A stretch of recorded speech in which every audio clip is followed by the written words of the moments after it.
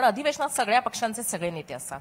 ज्याची भीती वाटेल, दहशत वाटेल असा सभागृहातला नेता कोणता? पटकन कुणीही सांगा, पटकन. मला तर माझ्या पक्षाच्या वरिष्ठ अजितदादाचीच भीती वाटते.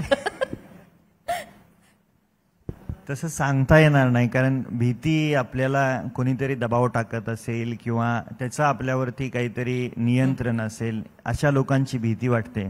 मी पक्षाचा एकमेव आमदार आहे, त्याच्यामुळे स्वातंत्र्य आहे तुम्हाला अधिक.